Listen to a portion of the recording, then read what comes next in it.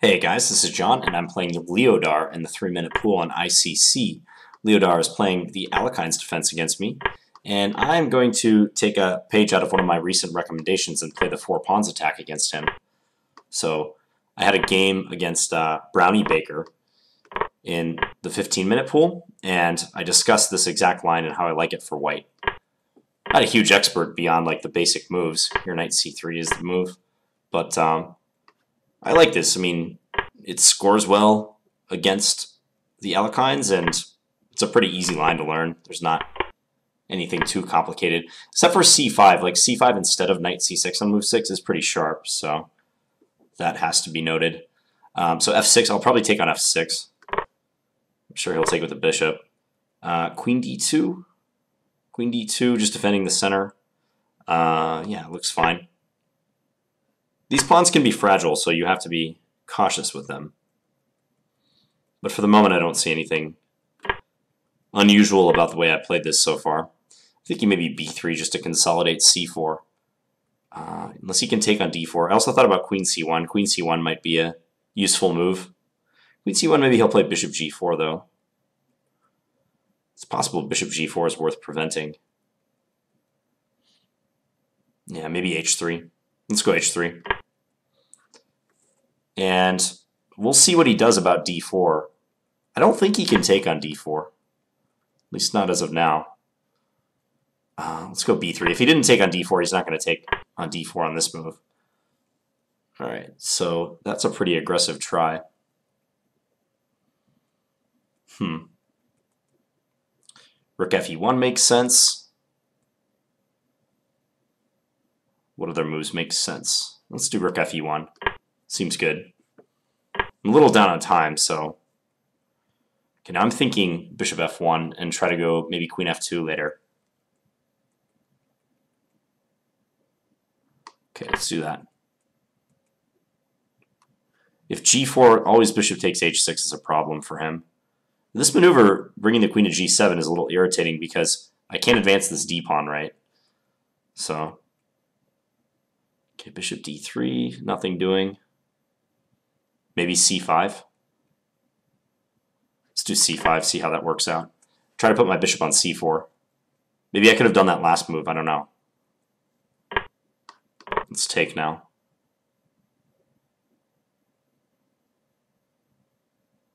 If pawn takes, I'm thinking bishop d3. And if rook takes, bishop c4. I have a minute left, though, so I'm going to go fast.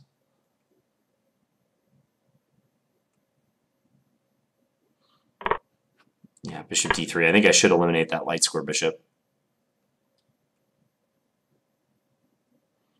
Queen g6 is probably decent. Check.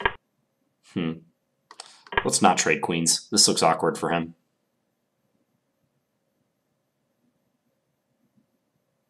Probably should play rook b8. Not exactly where he wants his rook, though. So rook b8, I'll play bishop f2. A little worried about g4, but I think that opens his king, so I'm not thinking that will lead to an advantage for black. So let's see if we can make up some time now. Let's give it a check. And if queen g6, maybe rook e6. No, he doesn't want that. Okay, well, what about knight e5? Looks okay. I'm going to pre-move this capture, because he has to take it one way or the other. Otherwise, I get knight g6 in. His queen's under attack. Okay, he threatens mate. Let's go here. Could have some problems with his king. Definitely could. King g2. Maybe I can go rook h1. Just trying to be heads up about tactics. My e5 pawn is kind of loose.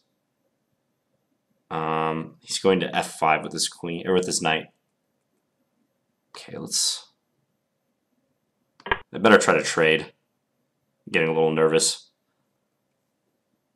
about his knight coming to f5 with so many heavy pieces on the file, too. Wow. Just going for this, huh? I think I can weather this storm. At least I think I can. You gotta run. You gotta hurry, though. Check. Oh, Time warning. Yeah, that was not a good decision by me.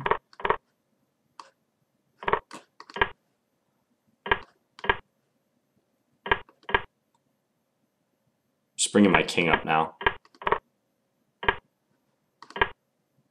Check. Yeah, that check's annoying. Check.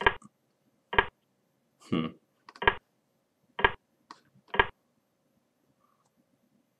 can try to do that, yeah.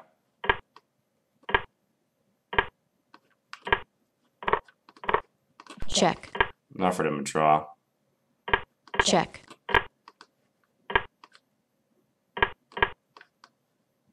Check.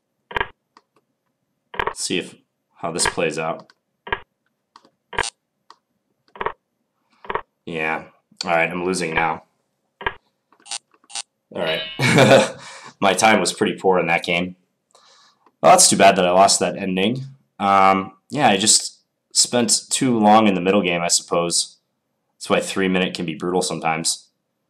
But my position was pretty good. I think around the time I played Queen b5, I probably have some small advantage. Maybe nothing special. And he's pretty solid other than his rook being diverted to the b8 square. Yeah, I was just trying to hustle at the end, but clearly, missing moves like rook h7 in this rook ending.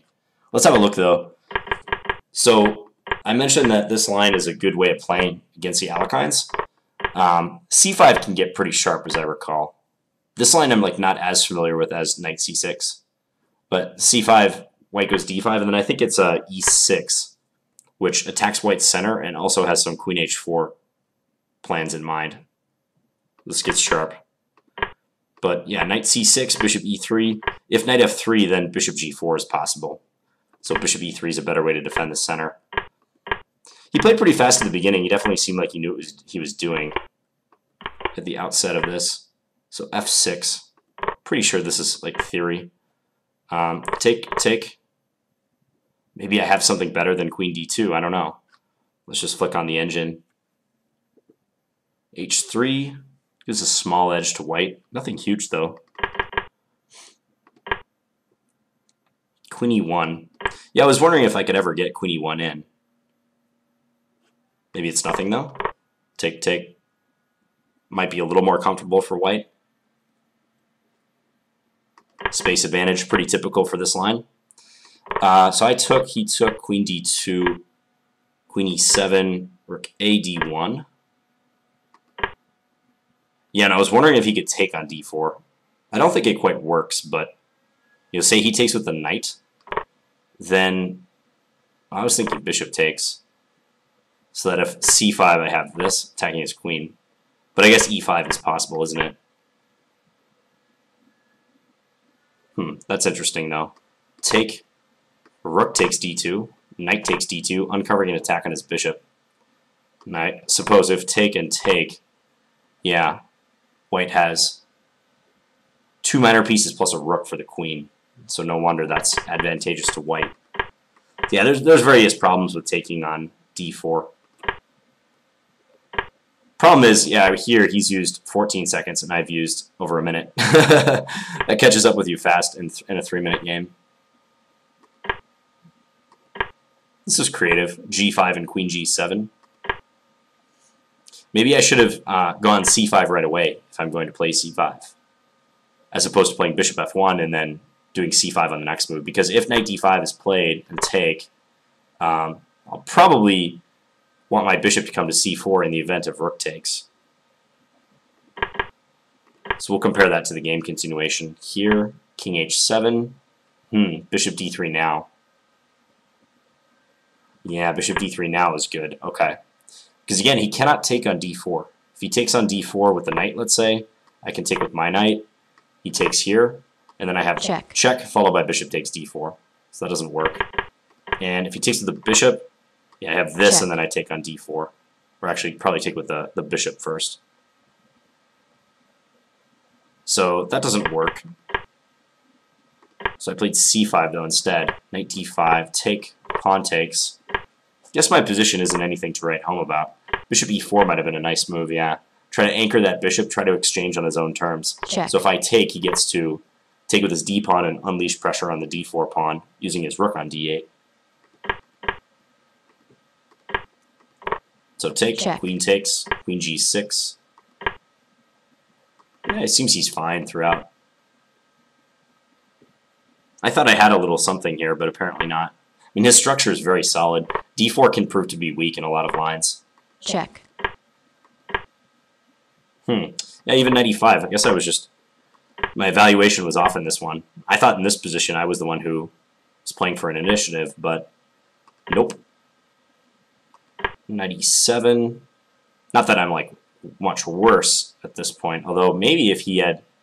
Rook f5 could be interesting. Attacking this pawn and maybe having in mind the idea of swinging to h5. Seems like white has sufficient defensive resources, though. Check. Yeah, that sacrifice, while unsound, did cause me to have to go on the defensive. What should I do here? Just push the e-pawn. Okay. It's hard to avoid focusing on your king when your clock is ticking down and you're under some pressure. So a move like e6 is not an easy one to play. I think I did that. Check. Yeah, this transition into the endgame, I think the best I can do is a draw now. And even this I played inaccurately. Yeah, it should definitely take, and then after rook takes e6, give a check on d8, and then check on d7 and win the c-pawn. That would have been much better. And he should have brought his king up right away, as opposed to wasting time pushing the h-pawn. Okay. Then if king d3 here, yeah, and he'll be up a pawn with some chances, definite chances.